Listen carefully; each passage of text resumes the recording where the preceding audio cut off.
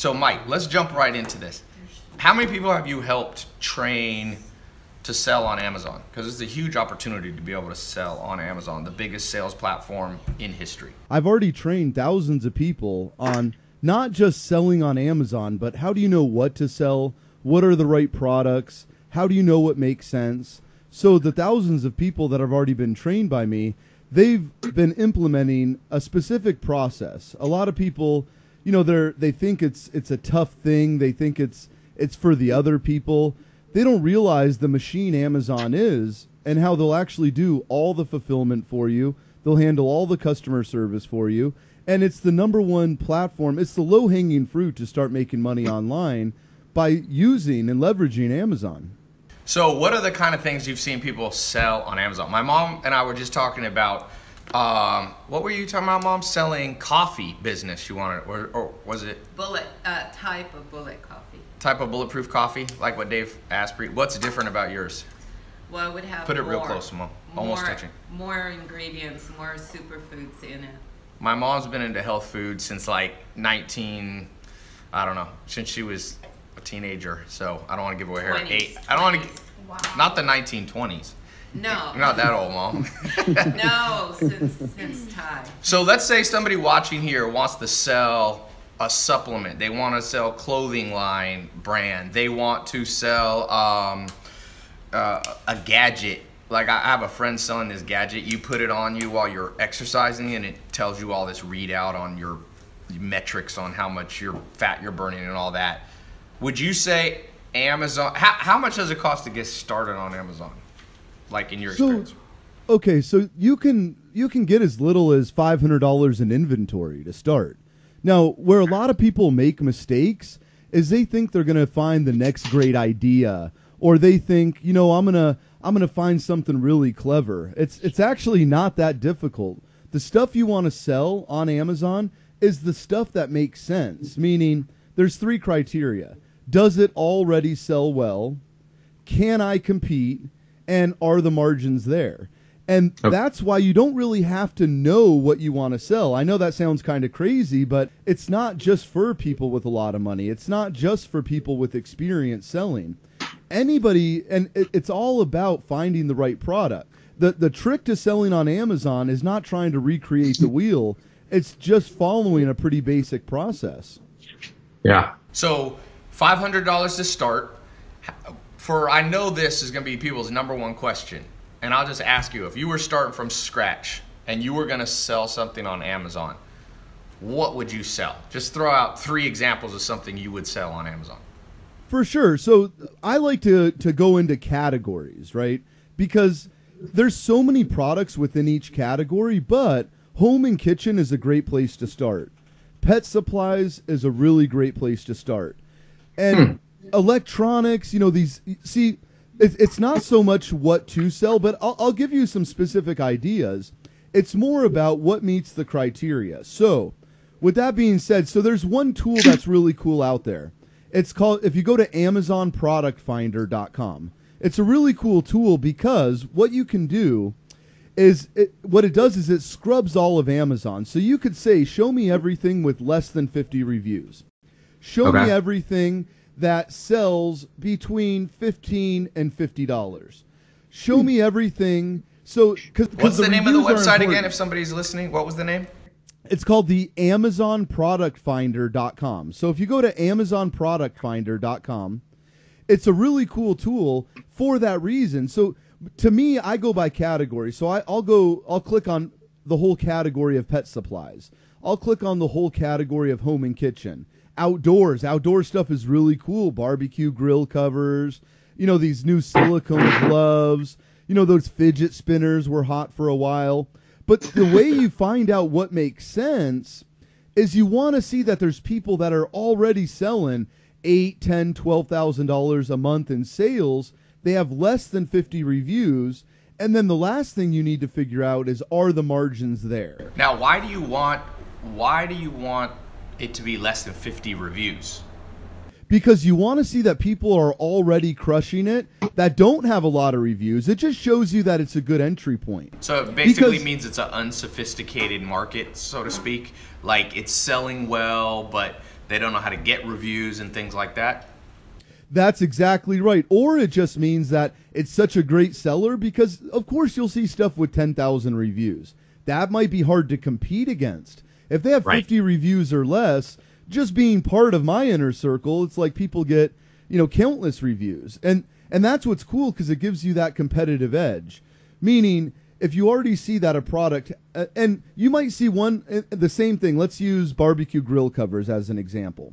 If I see that there's 2 or 3 sellers that have 4, 5, 6,000 reviews and they're doing 50 grand a month, I got to somewhat discount that. But if I also see there's some sellers that have 50 reviews or less and they're doing 8, 9, 9,500 a month in sales, I know that that's a good entry point for me. But how does the website know how much sales? Is that public information? I know it's so ridiculous. I know I don't know if it's that Amazon allows it, but the Amazon product finder, and it's .com, but it's linked up with Amazon. It's kind of crazy because it's able to scrub through every single category.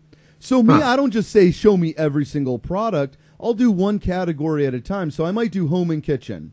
And then in the filters, I want to see that with less than 50 reviews, that there's and with a price point. See, I don't want to sell stuff that's $400, $500, $600 either. I want to sell stuff that's cheap. So why do you like to sell cheaper stuff? Because people make money selling high ticket items. Why do you like to sell cheaper stuff? And that is not bad for more experienced people. Now, when you're just starting out, the reason why you want to see a price point of anywhere from about $15 to about $50 is you want to see that, because if it's selling for $15, our magic formula is probably that we can get it for about $2. Okay. Right. So if you did a minimum order quantity, just say you're testing the waters, and you got something that was $2, and you got 500 of them. That's $1,000 outlay. That's not that serious of an investment compared to the upside.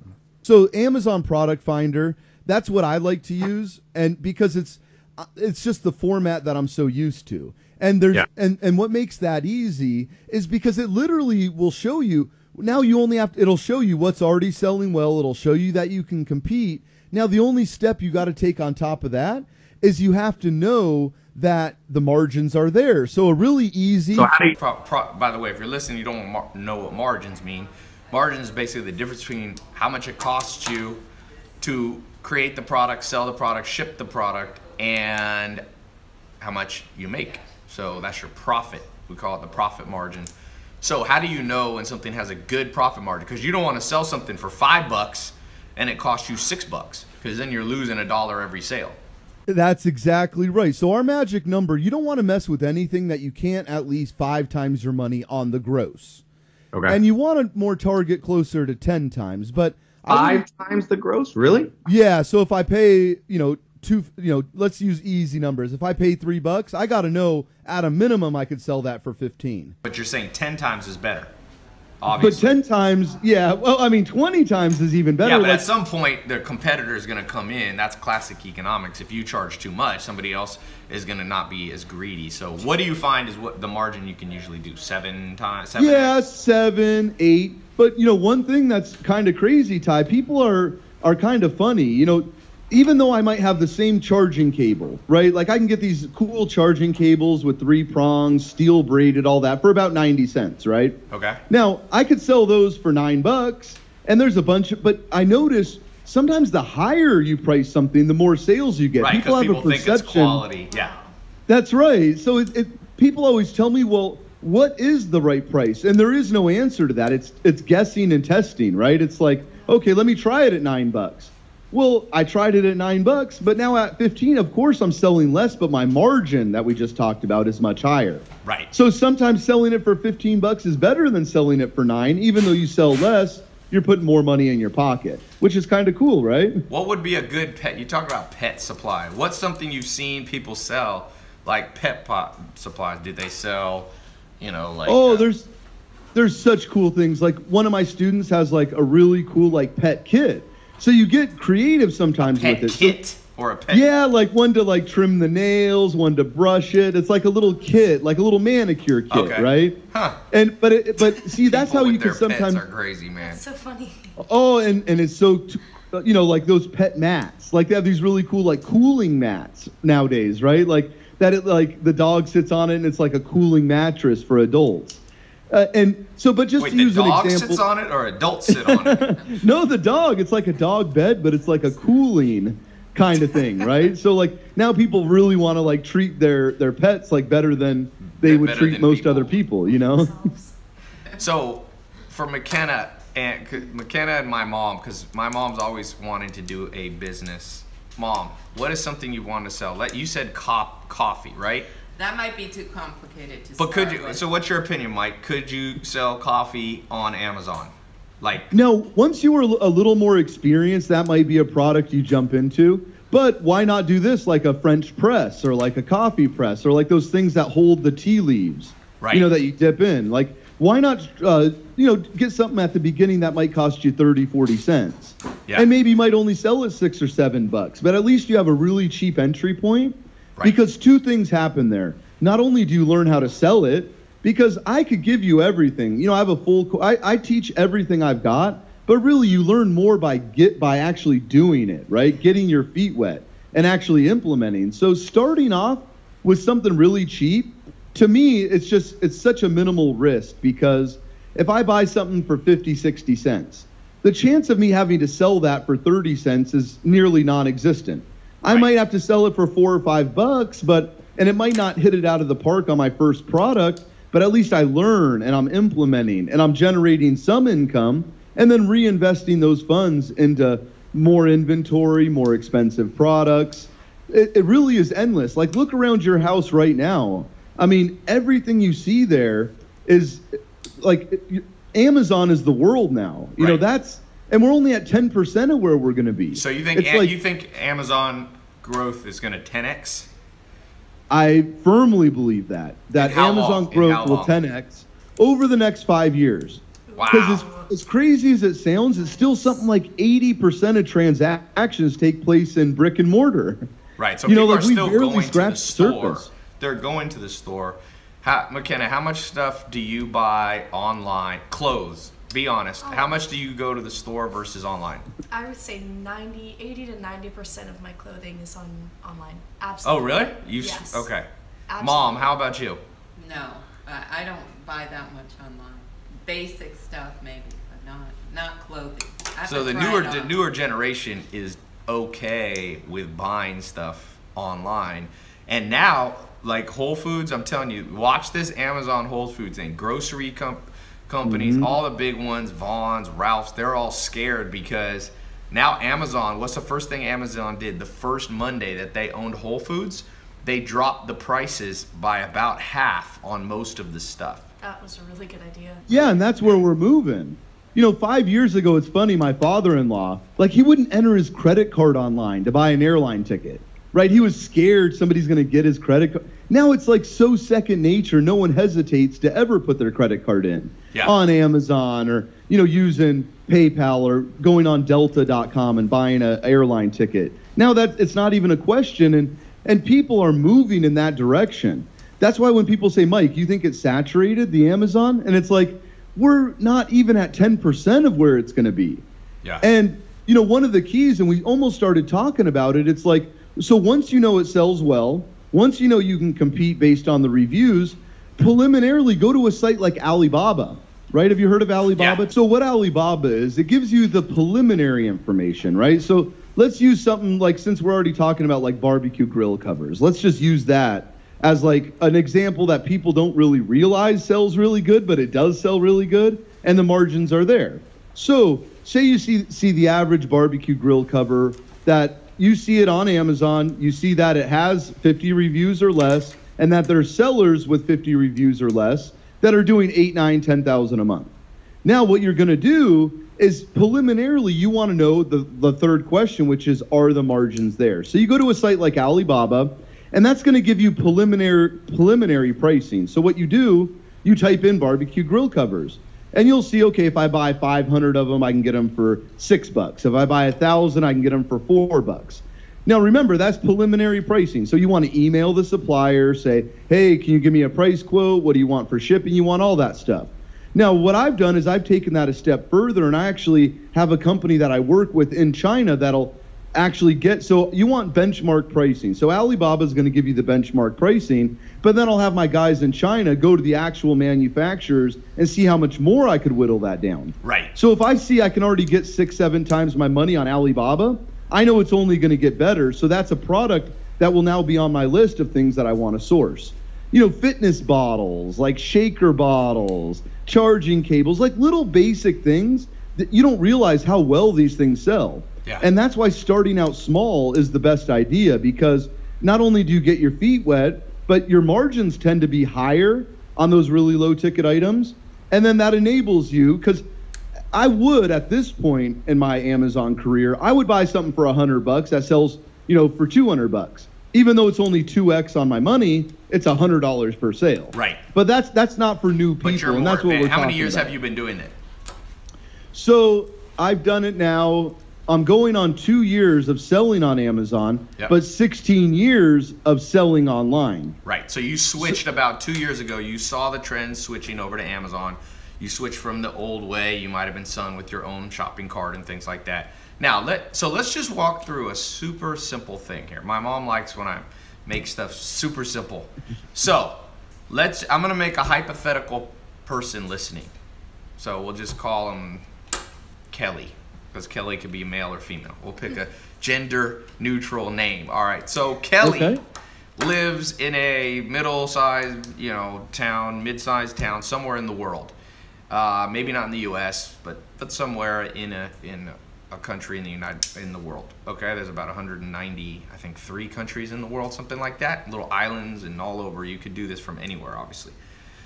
So Kelly is, let's say, 25 to 35 years old. They've never had their own business. Let's just pick and create a hypothetical business in 5 minutes of conversation. So let's just make up something they'll sell. So I'm going to start a series. So they're thinking in their mind, what the heck could I sell? Let's pick, what would you, Mike, as an expert, what would you say for this hypothetical Kelly character? What should they sell? Okay, so if I'm Kelly, I would want to go for the lowest hanging fruit categories. Okay. So you have to start with a category. So I would say home and kitchen. So that's one of my favorites. Home and kitchen. Okay. So let's pick, what's a product you've seen? Now, if you're listening, this is just a hypothetical, so don't necessarily try to copy this exactly. Just listen to the principle. What's an item you've seen well in home and kitchen that sells? Yeah, let's say a garlic press. A garlic press. So those little, Mom, you use those, right? Yeah, My mom always puts garlic and stuff, killing me. Once they decide on a garlic press, what do you do next? What's the next step? Now, the way we decided on that, so remember, by going to AmazonProductFinder.com, I'm checking the checkbox that says home and kitchen. Okay. But let's just say that a garlic press came up. There was people crushing it, meaning there was people with less than 50 reviews doing at least 6, 7, 8 grand a month. And then now what is the next step? It's like, okay, I know I'm meeting 2 of the 3 criteria. I know it sells well. I know I can compete. Now I need to mark off my 3rd box. So I'm going to go on Alibaba.com preliminarily, and I'm going to type in garlic press. Okay. And I'm going to see, okay, what manufacturers sell them. Let me see some cool different variations of the garlic press.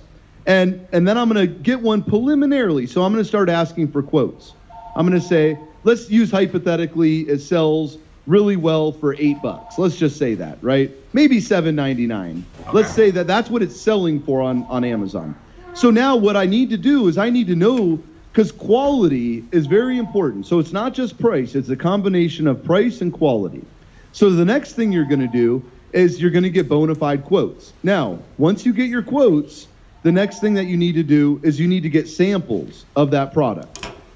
So because you need to feel it, you need to make sure it's good quality. You don't want to put your name on something. You don't want to start worrying about packaging and logos and all that fun stuff till you know that it's a good quality product, the margins are there, it sells well, and you can compete. So let's say we found the right manufacturer, and we did that just by sending emails back and forth. So are we all good? Are we good up to that point in time? Okay, so we've got this. We've found that we've gone to Alibaba, and you just literally just type in, what do you type in? Garlic press? Yeah, so however it's named on Amazon. Okay. Garlic press. And a lot of times what's funny is you'll see pictures of the actual item on Amazon, of the exact one on Amazon, and you'll get price quotes. So it's like it's China almost does like a lot of foolproof. copying. Yeah. Oh yeah. Well, and it's not even so much that they're doing the copying. It's like everything in our kitchen is from China. Yeah. Okay, so we go to Alibaba. Now, what's our next step? Because we got to get this thing selling. How do we get it so that how do we get it on Amazon to post it there, and then how do we ship it to people? I love it. Okay, so your next step is you get a sample, okay? Because you don't want to sell junk. So we got a sample. We're good with it. Now we place our order. So let's just use some rough numbers. Let's say it's $1.20 packaged. Okay. Meaning, it's the garlic press, it's a cool box. Now, one little side note on that is a lot of times they already have existing packaging, right? These manufacturers do. And you go on a site like Fiverr.com. You know Fiverr, right? Yeah. Fiverr. Yep. And for $5, $10, $20, you can, so they'll give you the template of the box. You have a designer overseas make a really cool package, really cool design. Now you place your order. What's so cool about Amazon, and a lot of people don't even know this is possible, it's called FBA, Fulfillment by Amazon. Yep. The product actually gets shipped directly from China right to Amazon. So it goes right to their factories. And you said you could start by just ordering like $500 worth of stuff and have it shipped from China to Amazon's warehouse. Yeah, the optimal amount, I'm just saying you could start with as low as 500. But if you have a couple bucks in your savings, like starting with like 1,500, $2,000 might be smarter, only because with 500 you might sell out quick. And that's a problem too. Right. Selling too fast and having too much sales velocity is actually a problem too. Like I've run into that where I actually ran out of product and it cost me a fortune because like I've boosted my sales rank, spiked that Amazon algorithm. I'm on page 1. I'm just crushing it. I crush it too much, run out of product, and now I'll never do that again because now I just buy way more than I'm going to sell in a month or 2 months or 3 months. But so this machine called FBA, Fulfillment by Amazon. Now the warehouses receive that product.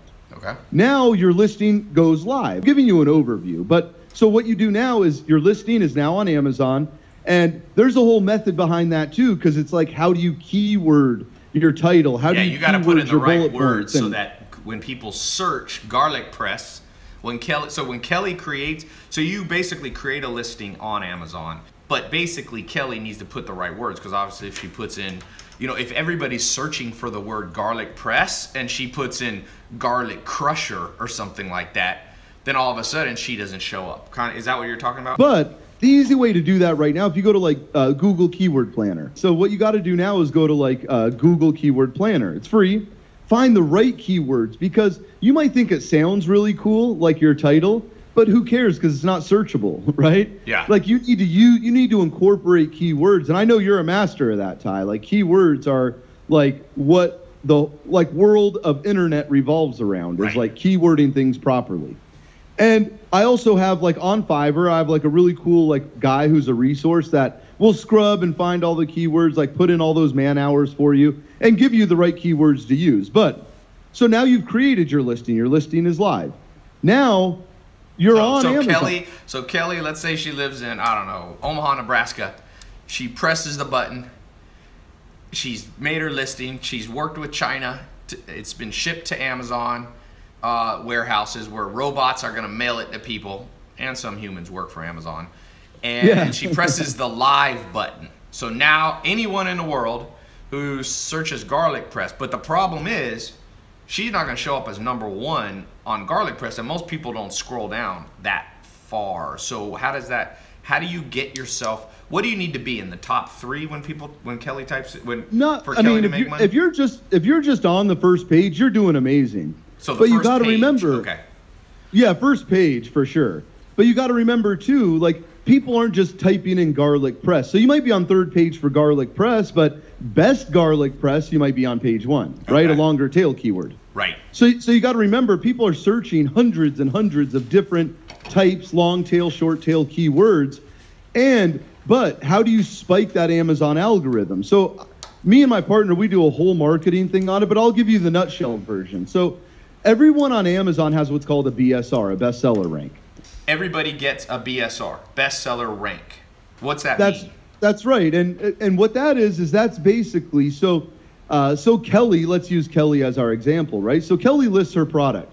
Now, getting an immediate sales velocity spikes you, right? Like that's what Amazon loves to see, is that you get sales right out of the gate. And that's why, like, being part, and I say this humbly, but being part of like a group that I've formed, like this really cool mastermind, is that people, and you can't incentivize reviews. So you can't tell people, hey, if you buy my product and you give me 5 stars, I'll do this for you. Like, you can't do that. But you can ask people to give you an honest review. You can't tell them what to say, right? You can say, hey, what'd you think of my product? Go review. It's a gray line, but like, say you and I are together, and like we're both like-minded. Like, you're selling on Amazon, I'm selling on Amazon.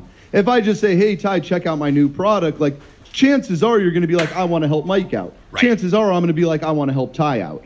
So what I've noticed is, like, people get instant traction, and then you start looking at people's listings and things, because you can't, like, honestly, it's like super gray. Like, it used to be that I could just ask you to leave me a review, but Amazon is so anal. Like, you don't even want to start like asking for a review. Because on Apple Store, people like, every time I use Instagram, I get this stupid pop-up. How's your experience with Amazon? And if you say good or give it then it says, would you like to review us on the on the Apple, iTunes. So, in the Apple App Store. So you're saying Amazon doesn't even like that. Yeah, they really don't like when you start getting into asking for reviews and things like that. Now, do people do it? Of course they do it. Is it something like that you're going to, like, you can't advertise like, hey, ask this guy for a review. It's kind of like, review clubs. Like, they have those. Like, it's more like this. It's like, hey, Ty, I just launched this product. Check it out and click here to buy it, right? Yeah. Like, chances are, like, you're gonna want to support me just like I want to support you. So these groups of like-minded people, that's a way people kind of get around this. But you got to be careful, because if Amazon finds out, they'll delist you or knock you to the very bottom. And what's the 3 letters, McKenna? What are the 3 letters? BSR. BSR. And what does that stand for? I don't know, basic sale rate, something. McKenna just making up words. I haven't had caffeine all day today. I'm literally gonna hit it on my mom's coffee will be available on Amazon. Will you leave a review so her by the time this is like the game telephone. I did. That's why she's on point. In a week, McKenna's gonna be going around being like, "What's your IRB?" People will be like, "What's that? Internal Review Board." And we're like, "What? What's your IRS?" So you can have a group of other sellers, but how do you really get people to see your listing? Because this whole thing doesn't work for Kelly selling the garlic press from Omaha, Nebraska, after she bought $1,500 worth of inventory, if nobody sees it. How do you get more people to see it besides keywords? Yeah, so keywords is a big part of it. And you build backlinks to the listing and stuff like that, which is all stuff I explain. Like, that's a whole nother subject. But so what happens is, when you would get initial sales volume, so, and a lot of people run Facebook ads, still works, but you want to know a really cool technique, and you're probably familiar with this site, but it's called a FameBit. Okay. FameBit, do you know that? Where it's like big influencers, people with huge followings on YouTube, Instagram, Twitter. What they do, so you have a product sent to them. So if you go to FameBit, you're basically bidding on them promoting your product. And what's really cool is, as you know, YouTube has a shelf life of forever. So you get someone who's famous, say, on YouTube, and they make a cool video like, hey, wow, Mike Gazzola's diet pills, these are like the best diet pills ever, right? Like, I lost 6 pounds. But you always want to be truthful, for one. So I tell them, like, if you love the product and you're willing to do it, like, you might pay $200 or something. So you pay them to review it. Exactly. But and you can't tell them to review it positive or negative. Just review it. No. Not review it on Amazon. No, review it on their YouTube or their Instagram or Twitter or whatever. Yeah, so like for $250, you might get a reach of 500,000 people the day you launch. Yeah. Right? Wow. Because when they upload, so you have so your sales velocity, now you get your rank increases on Amazon, which in turn gets you more sales, which increases your rank even more, which in turn gets you more sales. So using some really cool creative stuff like FameBit, like using groups where it's like, hey, check out my product. I have a 95% off coupon. Check it out. like Amazon gives you credit for that sale, even if you gave someone 95% off. So, but you don't have to go that extreme. Like say I'm going to do a 50% off for 24 hours. And it's like I run Facebook ads. Amazon has a really cool ad platform as well. Because remember, it's all about that initial sales velocity. So when you're just starting out, it's like getting your traction, which will get you more traction, which will get you more sales, which will increase your selling rank, up, just keeps on going. And that's how, and then you get some cool designations like hot new release, because you're a new product and you're selling a lot of it. Now you get this hot new release designation, which gets even more people interested. But like, I have a whole thing all about marketing. I'm just sharing with you some really cool, simple things that you could do. So what's a realistic amount of money our hypothetical Kelly person selling garlic presses out of Omaha, Nebraska, what's a realistic amount of money you could see them making a month?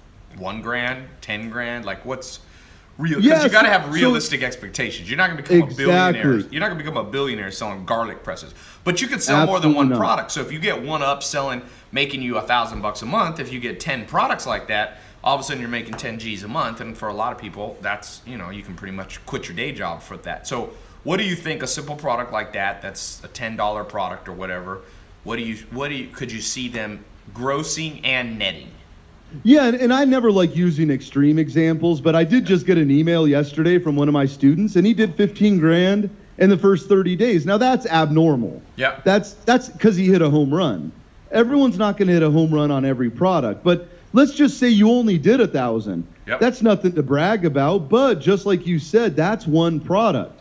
Now you launch a second, a third, a fourth, a fifth, take those revenues, launch even more. But to me, you're doing decent on your product. If you're doing $2 to $3 grand a month in sales, you're doing decent. And then with margins, would you say they're making about half of that profit after you subtract the marketing costs and your time and so help? That's totally reasonable. And some people it'll be slightly higher. Some people it could be lower because it also depends like how deep are you going? Like, are you getting 10 people on FameBit right out of the gate? Right. And maybe initially you might net a little bit less money, but in the long run, you'll make up that money, right? Yeah. So, but let's say that we're targeting half back. Like, that's pretty amazing. But just say you're doing, like if you're netting $1,000, but you have 5,000 in sales. Like, to me, you're still doing pretty good. 20, like, you might only 20%, be netting 20-30% profit margin. Most businesses, if you look at them, when it all said and done, if you can make 20 to 30% profit margins, that means for every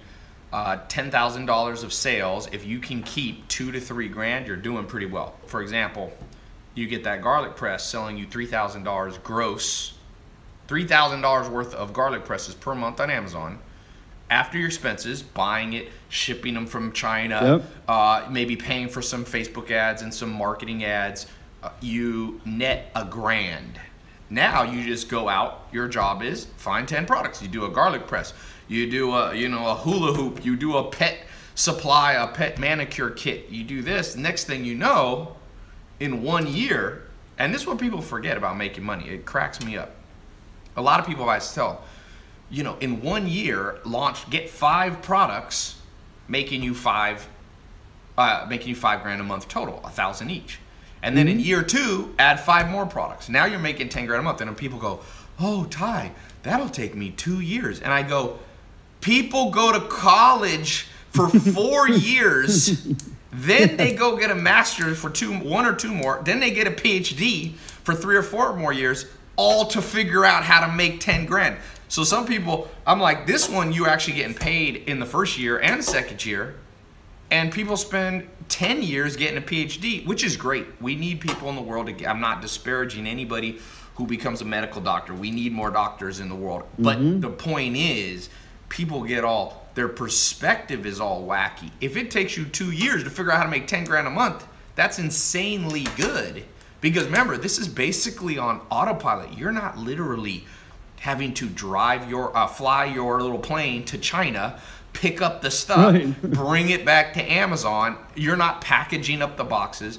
Basically, once the product works, it works. And the cool thing is, I'm assuming, tell me, Mike, if I'm right, after a year of you doing good sales for your garlic press, let's say, you're going to have a lot more reviews, and your BSR is going to go up, up, up. Your bestseller ranking, Amazon, and you conceivably, after a few years, could be in the top 3 of garlic presses, which means it takes less money in marketing to be able to sell the garlic press, and you could even potentially raise the prices because some people are willing to pay an extra $1 or $2 or even more. That's right. Because if they see you got 200 reviews, by the way, how many reviews does somebody need in the long run? After a year of selling, what would you like to see ideally in terms of how many reviews you would like? Hopefully good ones. Yeah, so, I mean, in a year, you should be looking at a couple hundred reviews by then. Yeah. But to be good on reviews, like, having like 50, 60, 70 reviews is good. Like, that you've pretty much proven yourself in the marketplace once you've gotten that many reviews. You don't necessarily need the thousands. I mean, of course, it helps. But, you know, you could spike that. You know, you could be in the top 3. I've seen it in 2-3 months. It's just, it's like anything else, Tyler. And you know this. It's like, you can't think of something that it's a get rich quick, but if you put in the work and you're hungry for something, you're going to make yourself better every time, and you're going to figure things out, and you're going to get better at it. I mean, what's the alternative? You open a Subway for 200 grand, 250 grand to make 40 grand a year? Yeah. Like, and then when like, you open look a at the Subway, risk. you have to be the beauty. You just brought something up, and let me bring this to everybody's attention. One of the things you learn in finance, I used to own a wealth management company. I was a CFP. I worked for GE Capital, biggest company in the world in finance. One of the things that people forget, and the average person doesn't know what I'm talking about, so I'm going to explain this. It's called risk-adjusted return. So, you brought up a perfect example. Your risk, let's say you buy, right now, if you want to buy a a Subway franchise, it costs between $200,000 and $300,000. Okay, that's what you have to pay minimum, okay? And going. So you have the risk of having to take $250,000, either borrow it or take it from your savings and put it in. Now, you might discover after 1 year, you hate Subway, you hate having to be there, you know, it's hard to hire good help. You can hire help for minimum wage or a little above, but they steal money from the cash register and this, and they quit and all that, and they do drugs, and so you end up being in the store half of the time. So yes, let's say you make 50 grand or 100 grand a year. You have to factor in how much risk you took. You had to put up 250 grand and sign a contract with Subway. Now, when you think about Amazon, even if you make less money from selling your garlic press or selling your pet supplies or your household stuff, how much money did you have in it? How much risk did you have on day one? Mike here is saying between $500 and $1,500 is all you're risking. So let's say it doesn't work out for you. Now you can just move on to the next thing. You know, so the beauty of Amazon and what we're talking about today is you can get in, you can test the garlic press idea, and worst case scenario, there's not one person here that's going to commit suicide if they lose $1,500. I mean, you might be sad if you lose $1,500, but if you put in $250 into a Subway and you lose that, people commit suicide over 250 grand. But trust me, people don't commit suicide over $1,500. Now, hopefully no one here is going to commit suicide over every amount of money. I'm just giving the emotional side of things that you have to factor in because we humans are very emotional. But you have to be persuasive. So things that will make you persuasive on Amazon, for example, is how you say it. You know, you could say garlic press and just be boring about it, or you could say something. I'll give you a little hint. One of the most, a guy named Frank Lutz, who's a political campaign expert, he said the most persuasive and emotion-evoking word in the human language, in the English language, sorry, in America specifically, is imagine. So you could start your Amazon listing saying, imagine, you know, you're cooking a beautiful Italian meal for your family and you're, you know, blah, blah, blah. You want to use garlic and our press, which perfectly grinds it out. So that's not being manipulative to use the word imagine. It's being persuasive. The psychology of selling on Amazon is almost as big as the logistics of selling on Amazon. So one thing I'll add on Amazon now, you can have video reviews on Amazon. That's right. Yeah. So those get are huge. video reviews because That's one of the right. things that's persuasive is when we see stuff. You know, You when we hit see it right on the people head. talking. Those are massively important. Video reviews are just, they're amazing. I got this product that I was thinking of selling because I use a treadmill desk. Okay? Yeah. So I'm gonna give you an idea. Some of you might try to steal it with me. Okay, that's all right. I'm free with my ideas. If an idea is too easy to steal, it's usually a bad idea. So I usually share my ideas. So the problem, or with me, a treadmill desk. I've bought all 3 major treadmill desks. Each of them has something wrong with them. So for example, the one I like the most that has the best desk to put your laptop, and you know, it's a good treadmill, you can sit there and walk and work. It doesn't elevate at all. And it's good to have a treadmill that can elevate a little bit so you like work different parts of your quadriceps and your thighs and stuff like that, okay? Yeah. So I thought of going out, manufacturing the perfect treadmill desk. It's a little more expensive to get in the treadmill game because I'm guessing that a treadmill desk is gonna cost about $700 in equipment, you know, in labor, materials, shipping, but I could sell it for $1,500. So if I sell 1 treadmill desk a day, making $700 profit a day, you can make $20,000, $30,000 a month. So for people listening that are a little more advanced, what would you recommend for these higher price things to sell on Amazon? We talked about a garlic press. So the first thing that I would need to know, very first, is I would need to go using that, you know, the AmazonProductFinder.com, going there, and I would put in that exact treadmill desk. I would put that in. Okay. I would need to know who are the top 5 people right now already selling it. How much are they making? You know, their gross. How much is their sales? How many reviews do they have? Because I need to know that it sells well. I need to know I can compete. If it doesn't sell well, I'm not going to touch that product. If there's not an entry point, I'm not going to sell that product. Now I'm going to start doing my research. So now I'd go to something like Alibaba.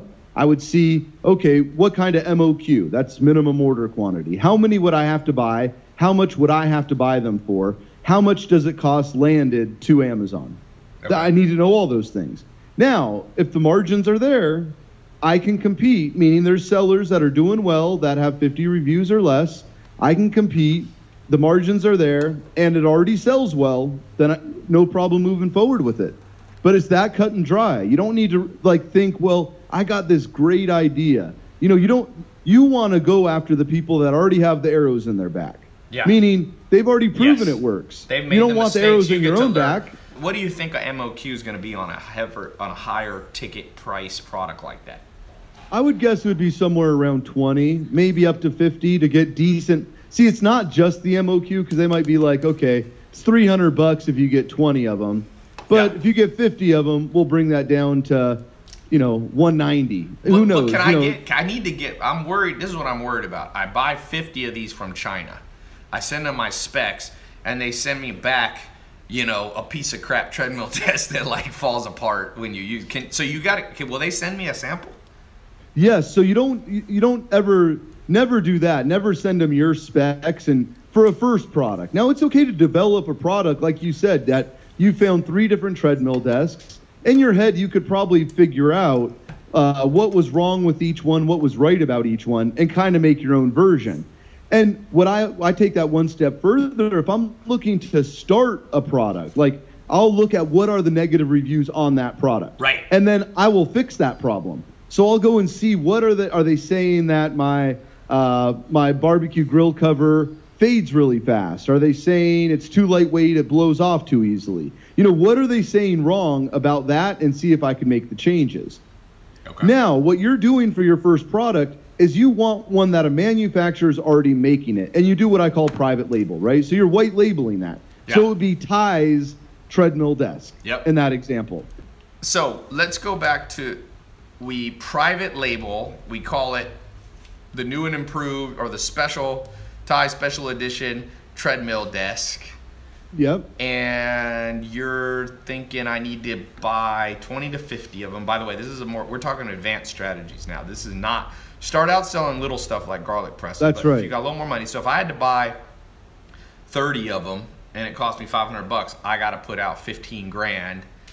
And that's right. We ship them. Would you ship those directly to Amazon's warehouses for them to ship them?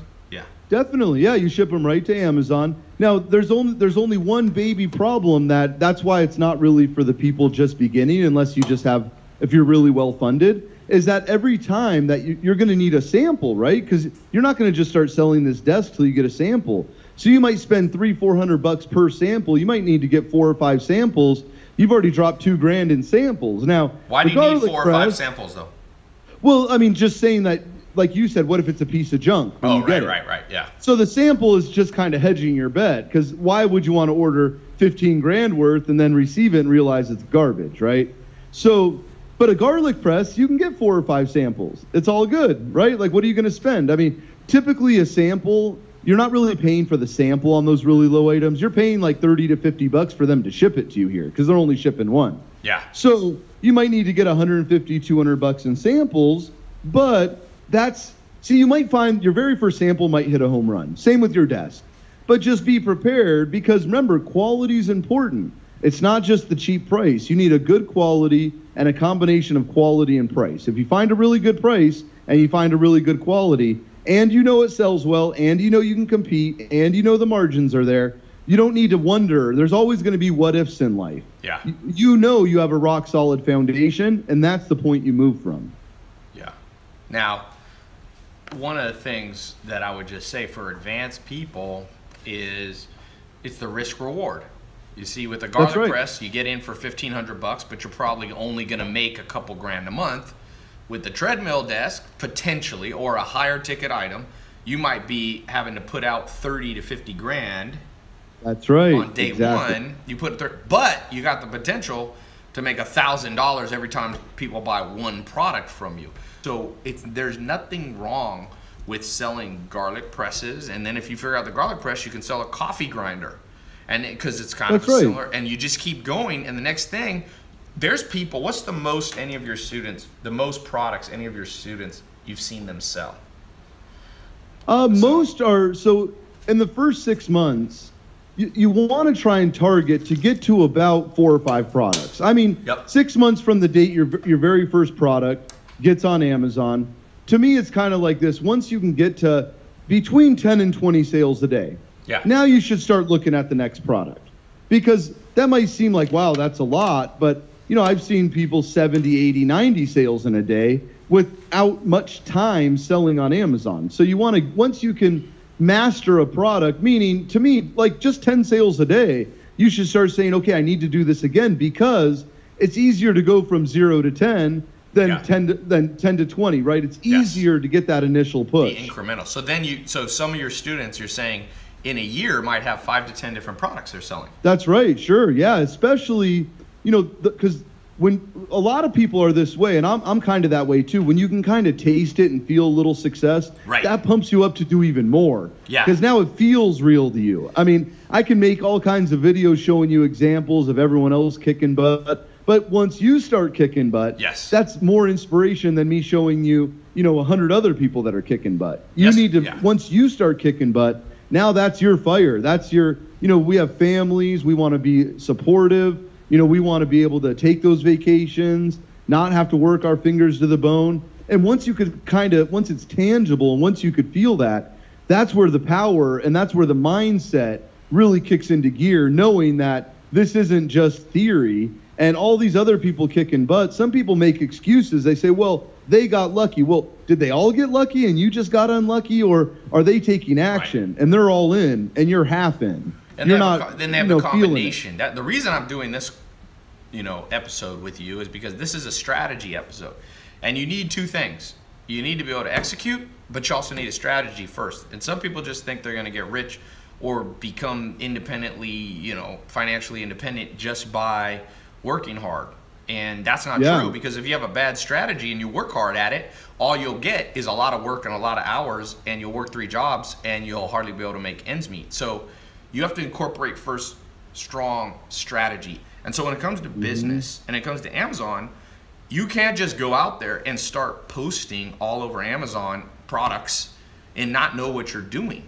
And a lot of people don't know what they're doing. And so I always, I go on these calls because I learn. People are like, why do you do a podcast? Why do you do, now I think I'm going to be up on Spotify. I just got approved on Spotify. So it's like, Why do I do these free calls? Because I'm learning right here with you. And so it's important that you think things through strategically as if you're the general of your own bank account. And like you said, people go, well, there's more, the wealthy are getting wealthier and the poor are getting poorer, and there's some truth to that.